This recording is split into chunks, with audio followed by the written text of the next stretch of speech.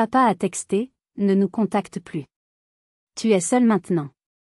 Ma sœur a mis un j'aime. J'ai répondu, parfait. J'annule les virements automatiques demain. À minuit, leur harcèlement a commencé. Mon père m'a envoyé un texto, ne nous contacte plus. Tu es seul maintenant. Ma sœur, Manon, a réagi avec un j'aime. Ma réponse? Parfait. J'annule les virements automatiques dès demain matin. En l'espace de quelques heures, mon téléphone est devenu une bombe à retardement, et leur harcèlement a commencé. Ils voulaient une guerre? Ils allaient la voir. Mais ils ne savaient pas encore que j'avais un allié, et un secret qui allait détruire leur monde de mensonges. Ceci est mon histoire. Avant de plonger dans les détails de cette saga familiale, j'aimerais savoir d'où vous m'écoutez. Dites-moi dans les commentaires depuis quelle ville ou quel pays vous suivez cette histoire, et quelle heure il est chez vous. C'est incroyable de penser que nous pouvons partager nos expériences malgré les distances. Tout a commencé un mardi soir, un soir ordinaire dans mon petit appartement de la Croix-Rousse, à Lyon. La lumière dorée de fin de journée filtrait à travers la fenêtre, dessinant de longues ombres sur le parquet. Le son familier du sèche-linge qui tournait dans la buanderie rythmait le silence. J'étais en train de plier une pile de linge chaud, l'odeur de l'adoucissant flottant dans l'air, quand mon téléphone a vibré sur le dessus de la machine. Une notification. Juste quelques mots sur l'écran de verrouillage, assez courts pour paraître inoffensifs. Je l'ai ouvert. Et la pièce a semblé rétrécir. Le message venait de mon père, Gérard. Ne nous contacte plus. Ne viens plus à la maison. Tu es seul maintenant. Les mots étaient froids, impersonnels. Comme s'ils avaient été écrits par un étranger. Je suis restée là, une chemise à moitié pliée entre les mains, le cœur battant sourdement dans ma poitrine. Une seconde plus tard, dans la conversation de groupe familial, une nouvelle notification est apparue. Ma sœur aînée, Manon, avait réagi au message de mon père avec un pouce levé. J'aime. Puis, elle a ajouté un seul mot, aussi brillant et tranchant qu'un éclat de verre, enfin. Enfin. Comme si elle attendait ce moment. Comme si mon exclusion était une libération pour elle. Un millier de réponses se sont formées dans ma tête. J'aurais pu écrire un roman sur la loyauté, ou plutôt sur leur manque de loyauté. J'aurais pu lister les dates, les virements bancaires, les appels nocturnes où Manon me suppliait de l'aider à payer son loyer, ses factures, le matériel dont elle avait besoin pour sa carrière de micro-influenceuse. J'aurais pu demander si c'était une mauvaise blague, si ma mère, Sylvie, était à côté de mon père, hochant la tête en signe d'approbation. Mais je ne l'ai pas fait. À la place, une sorte de calme glacial m'a envahi. Ce n'était pas de la force, je le sais maintenant. C'était un mécanisme de défense, un mur de glace que j'avais construit brique par brique au fil des années pour me protéger de leur toxicité. J'ai regardé mes doigts taper une réponse, comme s'ils appartenaient à quelqu'un d'autre, quelqu'un de plus stable, de plus froid. Parfait. J'annule les virements automatiques dès demain matin. Envoyé. Pendant un instant, le seul bruit dans la pièce fut le ronronnement mécanique du sèche-linge. Puis le silence a explosé. Mon téléphone s'est mis à sonner, encore et encore. Des appels manqués de mon père, de ma mère, de Manon. Ils s'empilaient les uns sur les autres. Puis les messages ont commencé à pleuvoir, une avalanche de colère et d'incompréhension. Maman, Élise, qu'est-ce que ça veut dire? Qu'est-ce que tu fais? Papa, c'est comme ça que tu parles à ta famille? Après tout ce qu'on a fait pour toi? Manon, tu nous menaces? Sérieusement? Pour une histoire de facture? Me menacer. L'ironie était presque comique. Comme si ce n'était pas moi qui payais leur connexion Internet depuis que Manon avait décrété qu'elle avait besoin de la fibre pour développer sa marque. Comme si les factures d'électricité et d'eau ne se prélevaient pas magiquement sur mon compte à la fin de chaque mois. Comme si je ne faisais pas leurs courses 2 fois par semaine après le travail, prétextant que ça me faisait plaisir, pour leur éviter la corvée. Je me suis souvenu de ce Noël, il y a 2 ans. J'avais reçu un appel paniqué de ma mère. La taxe foncière. Il ne pouvait pas la payer. Alors, j'avais fait un virement de 800 €, en leur disant que c'était mon cadeau de Noël. Le même jour, Manon postait des photos de son week-end au ski à Chamonix, sponsorisé par une marque de doudounes. La douleur de cette trahison était encore vive. J'avais 29 ans, j'étais comptable dans un petit cabinet, et je vivais comme une étudiante pour pouvoir subvenir aux besoins de 3 adultes qui avaient décidé que le travail était une contrainte. Mon père avait pris une retraite anticipée à cause d'un burn-out, qui ressemblait étrangement à de la paresse. Ma mère avait quitté son emploi pour trouver sa paix intérieure, ce qui consistait principalement à regarder des séries et à faire du jardinage. Ce soir-là, en pliant mon linge, j'ai compris que ce message n'était pas une attaque. C'était une porte de sortie. Il m'avait donné la permission de partir. Et je savais que ma réponse avait déclenché une bombe. Mais ce qu'ils ignoraient, c'est que la véritable explosion n'avait même pas encore commencé. La nuit a été longue. Mon téléphone n'a cessé de vibrer, un harcèlement incessant qui a duré jusqu'aux petites heures du matin. Les messages passaient de la colère, « Tu es une fille ingrate », à la supplication, « Élise, réfléchis, nous sommes ta famille », puis revenaient à l'indignation. J'ai fini par mettre mon téléphone en mode silencieux, le posant face contre table sur ma table de chevet. Le silence dans mon appartement était assourdissant. Dans l'obscurité, les souvenirs des dernières années ont défilé dans ma tête comme un film en accéléré. Mais un souvenir en particulier revenait sans cesse, celui de mon déjeuner avec mon grand-père, Étienne, 3 jours plus tôt. Nous nous étions retrouvés dans un petit bouchon du Vieux-Lyon, un de ses endroits préférés. L'endroit sentait le bois ciré et la cuisine lyonnaise traditionnelle. Étienne, à 78 ans, avait encore les yeux vifs et une poignée de main ferme. Il est la seule personne dans ma famille qui m'ait jamais vraiment vu. Nous avions parlé de choses et d'autres, de son jardin, de mon travail. Puis l'addition est arrivée. J'ai sorti ma carte bancaire sans même y penser, un réflexe conditionné. C'est alors qu'il a posé sa main ridée mais forte sur la mienne, arrêtant mon geste. « Arrête, ma petite », a-t-il dit doucement. Son ton n'était pas un reproche, mais une invitation. C'est tout ce qu'il a fallu. Le barrage que j'avais construit autour de mon cœur s'est fissuré. Les mots ont commencé à sortir, d'abord un filet, puis un torrent. J'ai tout raconté. Les factures, les dépannages, qui devenaient permanents, la façon dont mon père m'appelait « notre fille responsable », tout en me tendant une liste de courses. La façon dont ma mère disait que j'étais si douée avec l'argent, comme si cette compétence n'existait que pour rendre leur vie plus confortable. Étienne a écouté en silence, sans m'interrompre. Il hochait la tête de temps en temps, son regard ne quittant jamais le mien. Quand j'ai eu fini, un lourd silence s'est installé entre nous, seulement brisé par le cliquetis découvert des autres clients. Puis, il a soupiré, un soupir qui semblait venir du plus profond de son être. « J'aurais dû voir ça plus tôt », a-t-il dit, sa voix empreinte d'un regret palpable. J'ai été faible. Ta grand-mère, que son âme repose en paix, voyait toujours le meilleur chez les gens. Elle me disait toujours de donner plus de temps à Gérard, qu'il finirait par se reprendre en main. Alors j'ai attendu. Mais j'ai laissé le temps se transformer en années, et ma patience en complicité silencieuse. Mon erreur a été de laisser ma bonté devenir de la lâcheté. Ces mots m'ont frappé. Je n'avais jamais vu mon grand-père sous cet angle, celui d'un homme portant ses propres fardeaux, ses propres regrets. Cela le rendait plus humain, plus proche de moi. Il a remué son café, le regard perdu dans le vague. Ils ont confondu ton amour avec une ligne de crédit illimitée, Élise. Il est grand temps de fermer le compte. Ce jour-là, dans ce petit restaurant, quelque chose a changé en moi. Les paroles de mon grand-père n'étaient pas seulement une permission, elles étaient une validation. La validation que je n'étais pas folle, que je n'étais pas égoïste. J'étais simplement exploitée. Cette nuit-là, après le message de mon père, je me suis raccrochée à ce souvenir.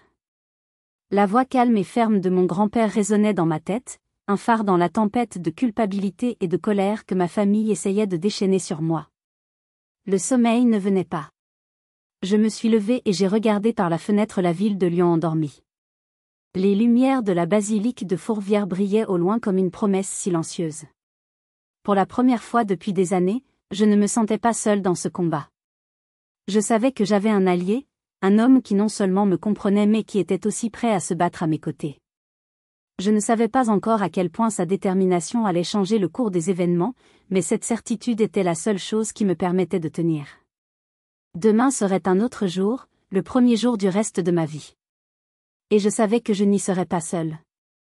Le lendemain matin, mon réveil a sonné à 6h30 comme d'habitude. Mais avant que je puisse l'éteindre, mon téléphone a vibré. C'était mon grand-père. Sa voix, habituellement calme, avait une tonalité grave que je ne lui connaissais pas. « Viens à la maison, Élise. J'ai préparé le café. » Ce n'était pas une question. J'ai traversé Lyon encore endormi, le ciel passant lentement du gris à l'indigo. Ma petite voiture se faufilait dans les rues désertes. En arrivant à Caluire-et-Cuire, dans la banlieue chic où habitait mon grand-père, une boule d'anxiété s'est formée dans mon estomac. Sa maison sentait le café fort et le bois ciré, une odeur rassurante de mon enfance. Mais l'atmosphère était tendue. Étienne ne m'a pas salué comme d'habitude. Il m'a simplement désigné une chaise à la table de la cuisine. Sur la table, à côté de 2 tasses fumantes, se trouvait un grand dossier en carton, épais comme un petit livre. « Qu'est-ce que c'est » ai-je demandé, ma voix à peine un murmure. « La vérité » a-t-il répondu en poussant le dossier vers moi. « Et une porte de sortie. » Mon nom n'était pas sur la couverture, mais je savais que ma vie était à l'intérieur. J'ai ouvert le dossier avec des doigts tremblants. La première page était un acte de propriété. L'adresse en haut de la page était celle de la maison où vivaient mes parents. La maison où j'avais grandi, avec le grand érable dans le jardin et la fenêtre de la salle de bain qui grinçait. J'ai parcouru le document, mes yeux cherchant un nom familier. Puis je l'ai trouvé, dans la section « Propriétaire ». Ce n'était pas le nom de mon père. C'était celui de mon grand-père, Étienne Dubois. J'ai relevé la tête, stupéfaite. Il me regardait, son visage grave. « Ils ne l'ont jamais possédé » a-t-il dit, sa voix ne laissant place à aucun doute. Pas un seul jour. J'ai senti le sol se dérober sous mes pieds. C'était comme si on m'annonçait que le ciel n'était pas bleu. Mais, ils ont toujours dit que la maison était. Je n'ai pas pu finir ma phrase. Les mensonges s'accumulaient dans ma gorge.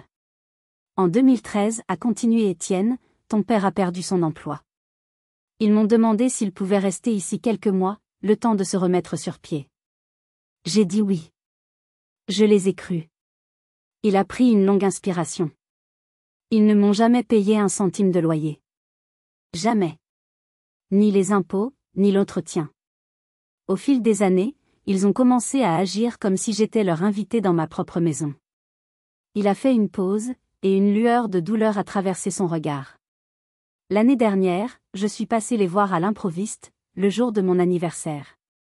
J'ai entendu Manon dire à ta mère depuis sa chambre, « Oh non, c'est encore papy. Je suis en plein live Instagram, il va tout gâcher. » Ta mère ne lui a rien dit. J'ai fait demi-tour et je suis rentré chez moi sans même sonner. Une vague de honte et de colère m'a submergé. La cruauté de leur égoïsme était sans limite. « Pourquoi tu ne m'as rien dit ?» ai-je demandé, ma voix brisée. Je ne voulais pas te forcer à choisir un camp, Élise. Mais tu l'as déjà fait sans le savoir. En payant leurs factures, tu as choisi d'être leur filet de sécurité. Et sans filet, les gens n'apprennent jamais à marcher. Ils apprennent seulement à sauter, en attendant que quelqu'un les rattrape. Il a tourné la dernière page du dossier. C'était une lettre officielle. Une notification d'expulsion de 60 jours, signée, datée, certifiée. À côté, sur la table, 3 enveloppes étaient alignées. Une pour tes parents, une pour Manon, et une pour autres occupants, au cas où. Je fixais les enveloppes, pensant au message de mon père. Ne nous contacte plus. Ils m'avaient fermé la porte au nez alors que je tenais leur course. Et maintenant, le propriétaire de la maison venait leur présenter la facture de 12 ans de loyer impayé. Ils diront que je suis cruel, a dit Étienne, comme s'il lisait dans mes pensées. Ils diront que c'est toi qui m'as poussé à faire ça. Ce n'est pas vrai, ai-je murmuré. Il a posé sa main sur la mienne. Je sais. C'est ma décision. C'est à moi de le faire. Il m'a regardé droit dans les yeux. Mais sois prête, Élise. Quand la bête est blessée, elle cherche à mordre la main la plus proche. Et cette main, ma petite, c'est la tienne. Les lettres recommandées ont été envoyées le jour même. Le silence qui a suivi était assourdissant. Pendant 48 heures, mon téléphone est resté muet. Pas un appel, pas un message. C'était le calme avant la tempête, je le savais. Et la tempête portait le nom de Manon. Elle n'a pas perdu de temps. Elle n'a pas appelé pour crier ou pleurer. Elle a fait ce qu'elle fait de mieux, elle a transformé son drame personnel en contenu public. Le jeudi soir, mon téléphone a commencé à vibrer avec des notifications d'Instagram. C'était une story de Manon. Une photo artistique en noir et blanc de la façade de la maison, avec une larme en émoji et une légende en lettres blanches dramatiques. Parfois, la vie vous arrache tout. Être jeté de notre propre maison comme des malpropres par ceux que nous aimions. Mon cœur est en 1000 morceaux. Hashtag trahison familiale d'I.S. cœur brisé. Un rire sec et sans joie m'a échappé. Notre propre maison. L'audace était stupéfiante. Quelques heures plus tard, ce fut au tour de ma mère. Sylvie, qui n'avait pas posté sur Facebook depuis des mois, a publié un long statut public. C'était un chef-d'œuvre de manipulation passive-agressive. Elle y parlait du sacrifice infini des parents, de la douleur de voir un enfant se retourner contre vous, manipulé par des forces extérieures. Elle ne m'a pas nommé. Elle n'en avait pas besoin. Tout le monde savait de qui elle parlait. C'est là que les appels ont commencé. D'abord ma tante, la sœur de ma mère. Sa voix était mielleuse, faussement inquiète. Élise, ma chérie, qu'est-ce qui se passe? Sylvie est inconsolable. Elle dit que vous la mettez à la rue. J'ai pris une profonde inspiration. Tante Claire, ils vivent dans la maison de papy Étienne sans payer de loyer depuis 12 ans. Et c'est moi qui paie leurs factures depuis 4 ans. Papy a simplement décidé de reprendre son bien. Un long silence à l'autre bout du fil. Puis, un « oh » hésitant. Je pouvais presque l'entendre recalculer des années de ragots familiaux sous un nouvel angle. Mais sur Internet, la vérité n'avait pas d'importance. L'algorithme préfère l'indignation. La publication de Manon est devenue virale dans notre petit cercle social. Des amis, des voisins, des parents éloignés commentaient avec des émojis tristes et des messages de soutien. Courage! C'est honteux. Certains enfants oublient d'où ils viennent. J'étais devenue, en l'espace d'une soirée, la méchante de l'histoire, la fille sans cœur qui mettait sa propre famille à la porte. Je me sentais nauséeuse. C'est une chose d'être en conflit avec sa famille. C'en est une autre de voir ce conflit déformé, manipulé et exposé sur la place publique pour que tout le monde puisse vous juger sans connaître un seul fait. Je me suis connectée pour lire les commentaires. Une voisine, Madame Bernard, une femme qui m'avait vu grandir, avait écrit « Quelle déception ! L'argent rend les gens monstrueux. » J'ai ressenti une pointe glacée dans ma poitrine. C'est une situation incroyablement difficile à vivre. Je me demande, vous qui m'écoutez, si vous étiez à ma place, qu'auriez-vous fait? Auriez-vous répondu publiquement? Auriez-vous appelé chaque personne pour donner votre version des faits? Ou auriez-vous fait comme moi, en choisissant le silence, en espérant que la vérité finirait par éclater? Dites-le moi dans les commentaires. Vos avis m'intéressent vraiment. Ce soir-là, j'ai appelé mon grand-père. Je lui ai tout raconté, ma voix tremblant de colère et d'impuissance. Il a écouté patiemment, puis a dit d'une voix calme, « Ne réponds pas. Ne te justifie pas. La vérité n'a pas besoin de commentaires. Elle a juste besoin de temps. » J'ai hoché la tête, même s'il ne pouvait pas me voir. Mais une partie de moi avait envie de hurler. De crier ma vérité sur tous les toits. Je sentais le piège se refermer sur moi. Il ne se contentait pas de jouer les victimes, il me forçait à endosser le rôle du bourreau. Et je savais, au fond de moi, que ce n'était que le début de leur campagne de démolition. Le lendemain matin, j'ai essayé de me concentrer sur mon travail. J'avais besoin de cette normalité, de la logique rassurante des chiffres et des bilans. Mon bureau, situé dans le quartier animé de la Part-Dieu, était mon sanctuaire, un endroit où les drames familiaux ne pouvaient, je l'espérais, pas m'atteindre. J'avais tort. Vers 11 heures, la réceptionniste m'a appelé. Élise, Monsieur Durand aimerait vous voir dans son bureau, s'il vous plaît.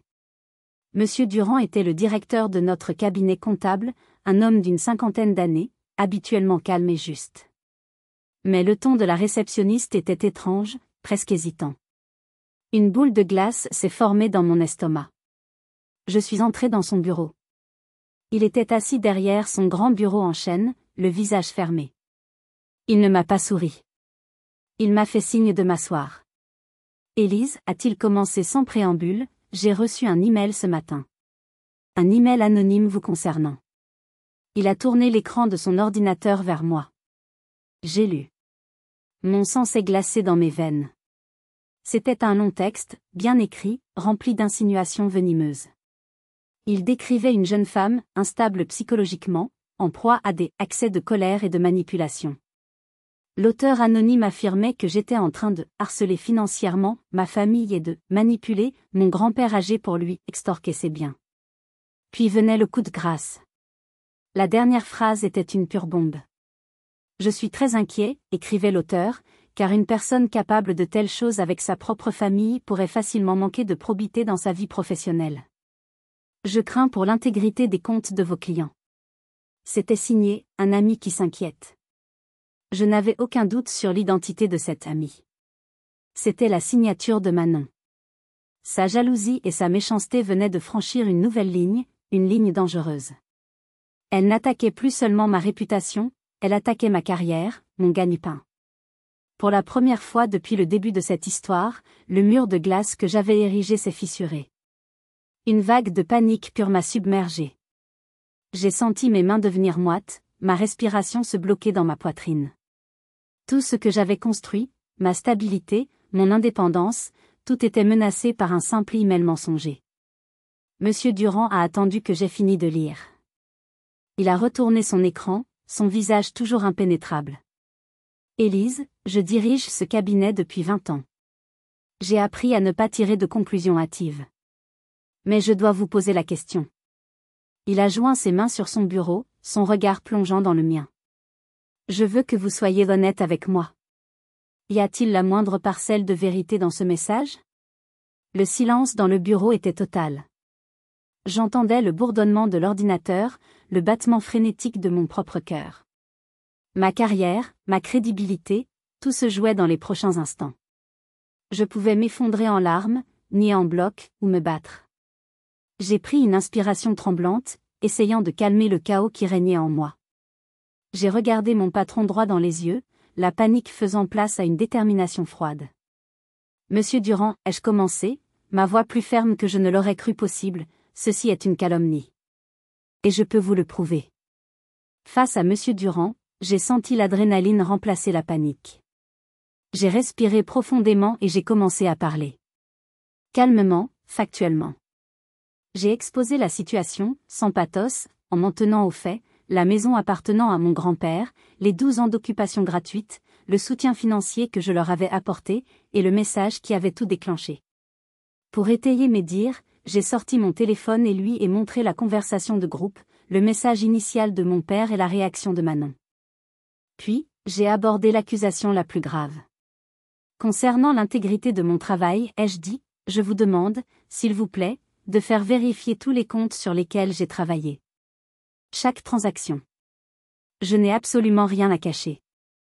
Monsieur Durand m'a écouté sans m'interrompre, son expression passant lentement de la méfiance à la concentration. Quand j'ai eu fini, il est resté silencieux pendant un long moment.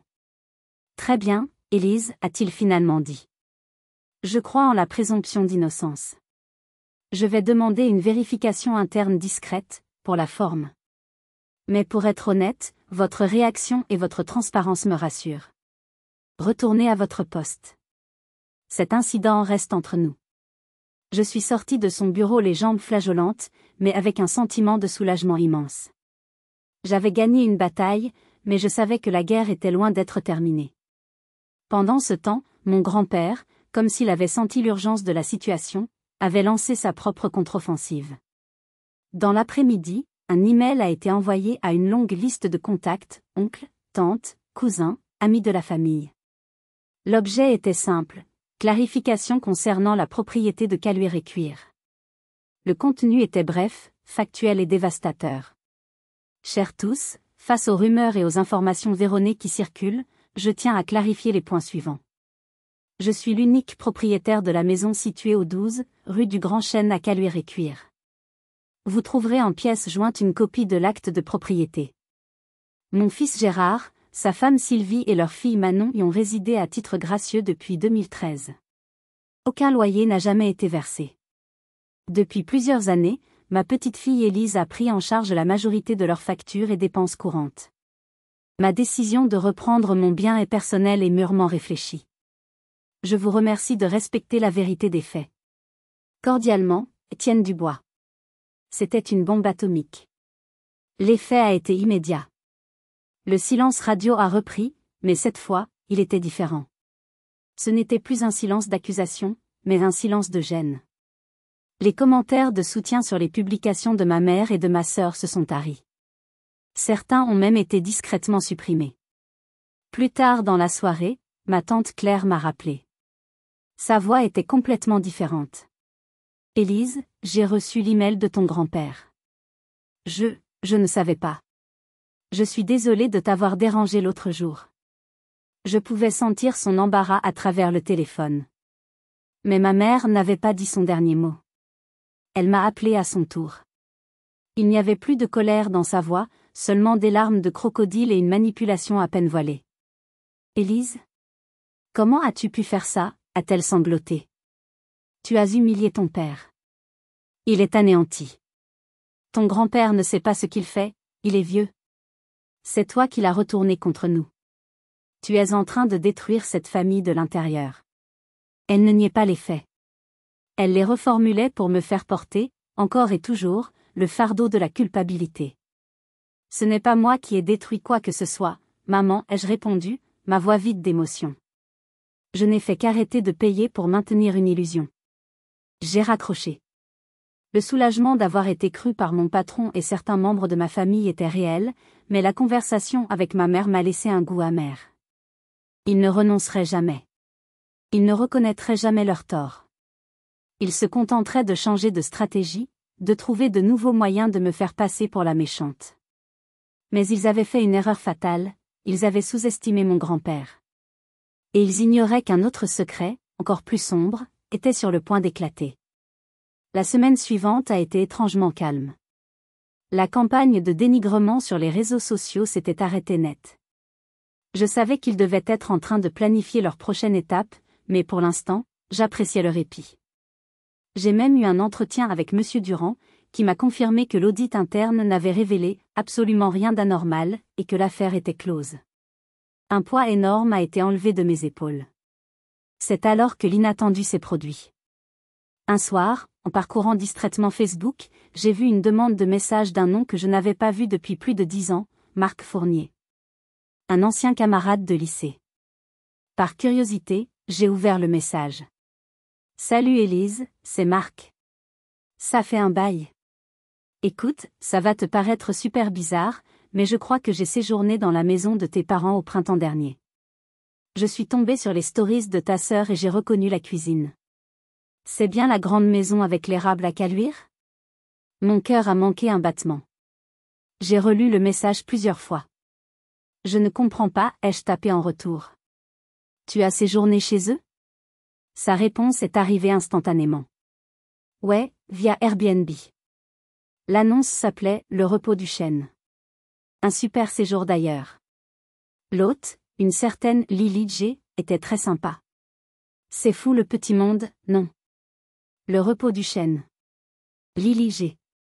Les pièces du puzzle se sont assemblées dans mon esprit avec une clarté terrifiante. Mon sang n'a fait qu'un tour. Non seulement il vivait gratuitement dans la maison de mon grand-père, mais il l'a sous-louée illégalement pour se faire de l'argent de poche. L'audace, la tromperie. Les mots me manquaient. J'ai remercié Marc, lui disant que c'était bien la maison de ma famille et que j'étais contente que son séjour se soit bien passé, essayant de garder un ton neutre. Puis, j'ai immédiatement appelé mon grand-père.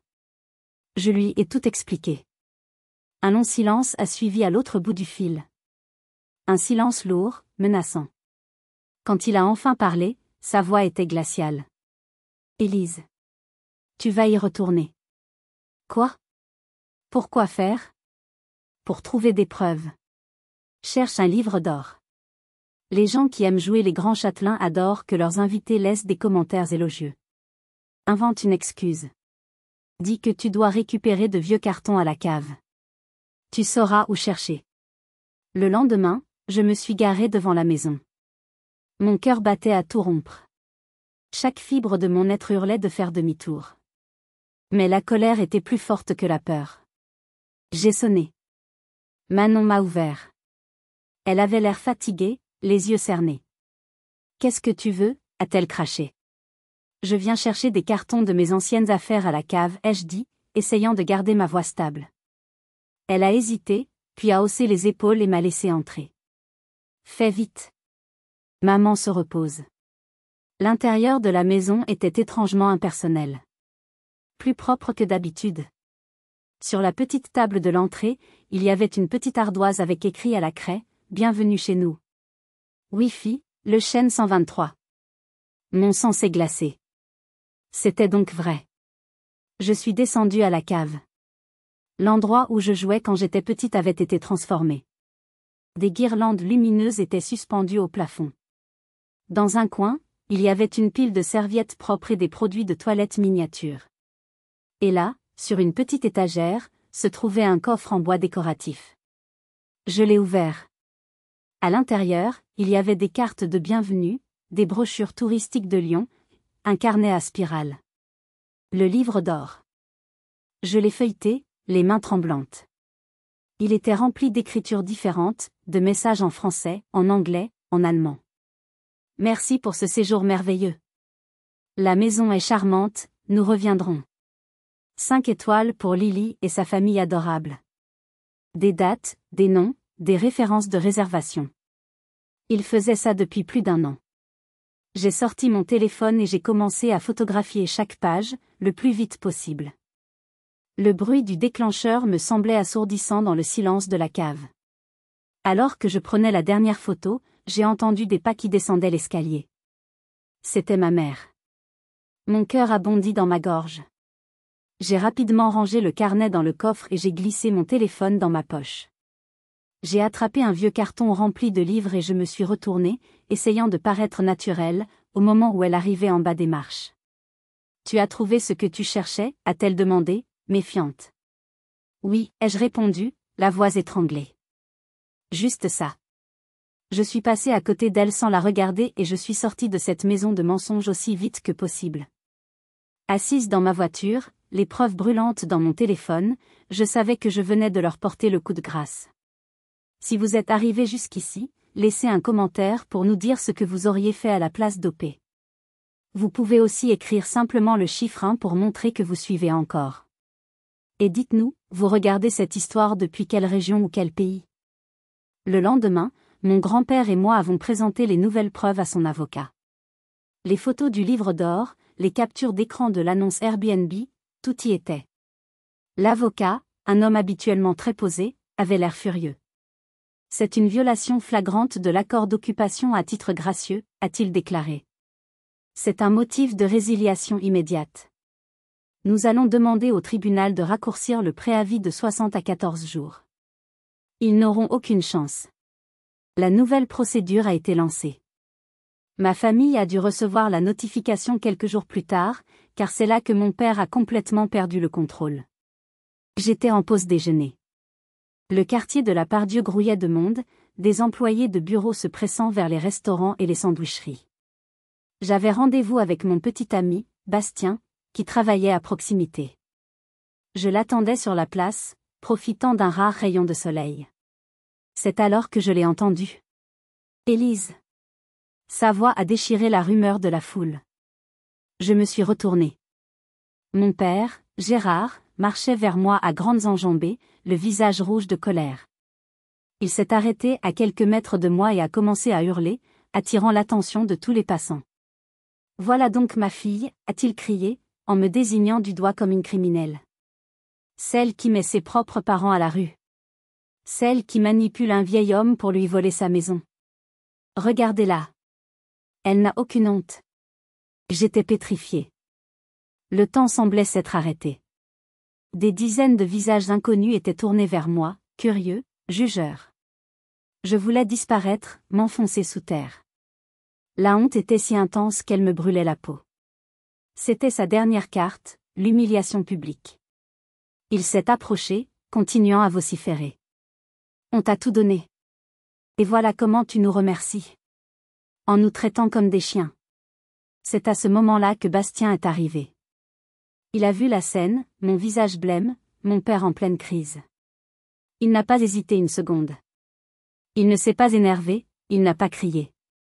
Il s'est simplement approché, s'est placé entre mon père et moi, et a posé doucement une main sur mon épaule. Puis, il s'est tourné vers mon père. Sa voix était basse, mais elle portait une autorité indéniable. « Monsieur, a-t-il dit calmement, je pense que ça suffit. » Mon père a été décontenancé par ce calme inattendu. Il a balbutié, « Mais, vous ne comprenez pas, c'est ma fille. » Bastien ne l'a pas laissé finir. Il a secoué la tête, puis s'est adressé non seulement à mon père mais aussi à la foule qui nous entourait. Sa voix était claire et forte. « La famille, c'est une affaire privée, a-t-il déclaré. Mais profiter de la gentillesse de quelqu'un pendant 12 ans, puis crier à l'injustice quand la fête est finie, ce n'est pas une tragédie. C'est de la lâcheté. » Un silence de mort est tombé sur la place. Les mots de Bastien, si justes, si précis, ont complètement désamorcé la colère de mon père.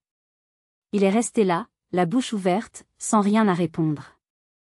Le public, qui quelques secondes plus tôt semblait prêt à me lyncher, le regardait maintenant avec un mélange de pitié et de mépris. La scène qu'il avait voulu créer s'était retournée contre lui. Bastien a passé son bras autour de mes épaules. « Viens, Élise, a-t-il murmuré. Allons déjeuner. » Il m'a emmené loin de là, me protégeant des regards. En m'éloignant, j'ai jeté un dernier coup d'œil par-dessus mon épaule.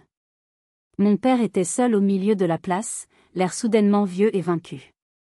Pour la première fois de ma vie, je ne ressentais ni colère, ni culpabilité. Juste une immense, une infinie pitié. Et une gratitude sans borne pour l'homme qui marchait à mes côtés. Le tribunal a statué en notre faveur. Le préavis d'expulsion a été réduit à 14 jours. Les jours qui ont suivi ont été un mélange étrange de silence et d'activité frénétique de leur côté. Des voisins m'ont envoyé des textos discrets pour me dire qu'un camion de déménagement était garé devant la maison.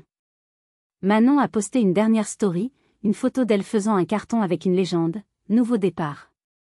Parfois, il faut laisser le passé derrière soi pour construire un avenir meilleur. #PositiveVib. L'ironie était à vomir. Puis, le jour J est arrivé. Mon grand-père a reçu un appel de son avocat confirmant que les clés avaient été déposées et que la maison était vide. C'était fini. Les semaines suivantes ont été une période de réajustement. Le silence de leur part était au début déstabilisant. J'avais l'impression qu'il me manquait un bruit de fond constant, celui de leurs problèmes, de leurs demandes, de leurs drames permanents. Puis, lentement, le silence s'est transformé en paix. Je dormais mieux. Je souriais plus.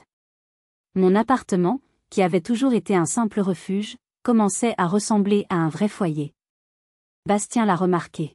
« Tu as l'air plus légère », m'a-t-il dit un soir. J'ai réalisé que c'était vrai. J'avais cessé de porter le poids de 3 autres personnes sur mes épaules. Je pensais que le chapitre était clos. Je pensais qu'ils avaient enfin compris et qu'ils allaient me laisser tranquille. Comme j'étais naïve. Environ un mois après leur déménagement, j'ai trouvé une enveloppe dans ma boîte aux lettres. L'écriture de mon père, soignée et reconnaissable, était sur le devant. Mon cœur s'est serré. Une partie de moi, la petite fille qui avait toujours voulu plaire à ses parents, espérait une lettre d'excuse. Une explication. Un rameau d'olivier. Je suis montée chez moi et je l'ai ouverte, les mains légèrement tremblantes. Ce n'était pas une lettre d'excuse. C'était une insulte de 4 pages. La lettre commençait par des platitudes sur la difficulté de leur nouvelle vie. Ma mère ne dormait pas bien. Manon avait du mal à trouver des contrats. Ils avaient trouvé un petit appartement, mais le loyer était si cher. Puis venaient les reproches, déguisés en tristesse. Nous ne sommes plus en colère, juste profondément blessés. Nous espérons qu'un jour tu réaliseras l'ampleur du mal que tu as fait. Et enfin, le but de la lettre. Le véritable motif. Ton père a trouvé un travail, écrivait-il, mais il nous faut un petit coup de pouce pour repartir du bon pied. Nous avons fait une demande de prêt à la consommation pour acheter des meubles et payer la caution. La banque demande un cosignataire. Nous avons naturellement pensé à toi. Agrafé à la lettre se trouvait un formulaire de demande de près de 20 000 €. Mon nom, mon adresse, et même mon numéro de sécurité sociale étaient déjà pré-remplis dans la section « Co-emprunteur ». Il ne manquait que ma signature. La dernière phrase de la lettre était un chef-d'œuvre de manipulation. Nous savons que tu as de l'argent de côté grâce à ton travail. Considérez ça comme une dernière aide pour nous permettre de reconstruire la vie que tu as contribué à détruire. Nous savons que tu ne refuseras pas. Tu es notre fille, après tout.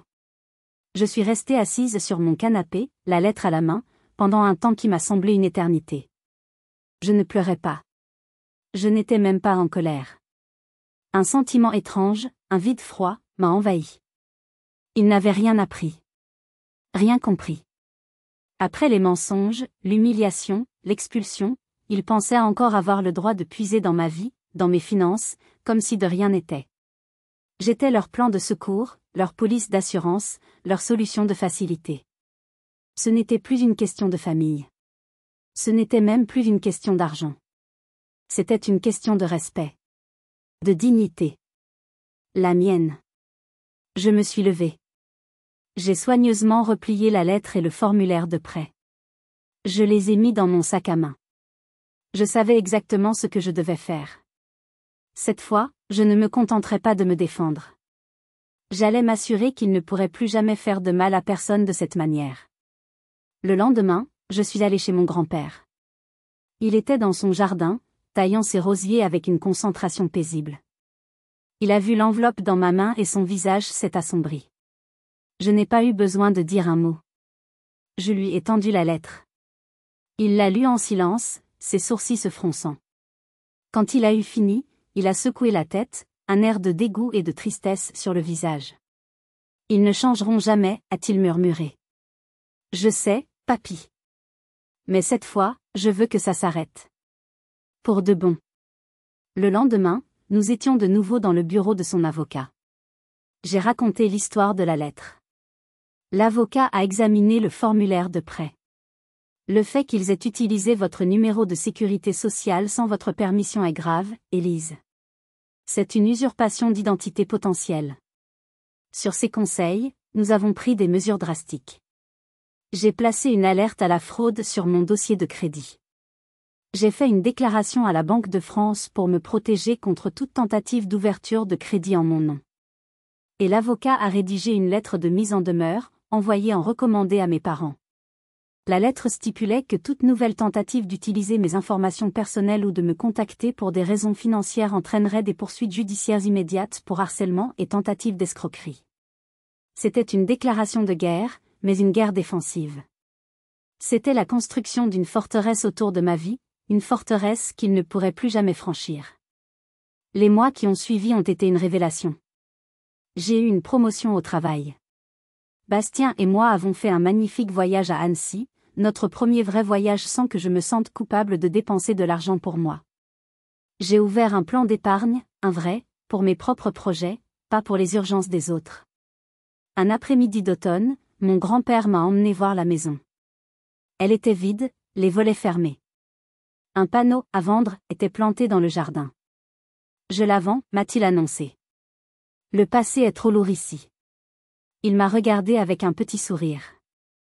L'argent de la vente, je vais le mettre dans un fonds en fiducie.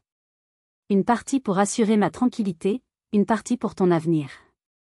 Et la part qui aurait dû revenir à ton père, elle sera versée à un conseiller en gestion de patrimoine qui tentera de lui apprendre à gérer un budget. Je lui donne les outils, pas le poisson. C'était la solution la plus sage, la plus juste que je pouvais imaginer. Nous sommes repartis, laissant la maison derrière nous. En chemin, il m'a tendu une des clés. Garde-la en souvenir. J'ai secoué la tête. Non, papy. Je n'en ai plus besoin. Je n'avais plus besoin d'un souvenir de cette prison. La vie a continué, plus paisible, plus authentique. Et puis, un soir, alors que je consultais mes emails, une notification a attiré mon attention. C'était une alerte de mon service de surveillance de crédit. Une demande de prêt au nom de Gérard Dubois a été refusée en raison d'une alerte à la fraude sur le dossier du co-emprunteur. Un sourire s'est dessiné sur mes lèvres. Ce n'était pas un sourire de vengeance, mais un sourire de justice. Le système que j'avais mis en place pour me protéger avait fonctionné. La forteresse était solide. Ce soir-là, assise sur mon balcon, regardant les lumières de Lyon s'allumer, j'ai ressenti un profond sentiment de paix. Mon parcours avait été douloureux, mais il m'avait appris la leçon la plus importante de toutes. Certaines personnes ne brisent pas vos limites, elles prétendent qu'elles n'ont jamais existé. Vous ne leur devez pas une autre chance. Vous vous devez à vous-même l'espace pour guérir. Ceci est mon histoire. Et si vous avez vécu une situation similaire, si vous avez dû vous battre pour votre indépendance, pour votre santé mentale face à des relations toxiques, j'aimerais beaucoup lire votre témoignage. Partagez votre histoire dans les commentaires. Parfois, savoir que l'on n'est pas seul est le premier pas vers la guérison. Aimez cette vidéo si mon histoire vous a touché, et n'oubliez pas de vous abonner pour plus de récits de vie. Merci de m'avoir écouté jusqu'au bout.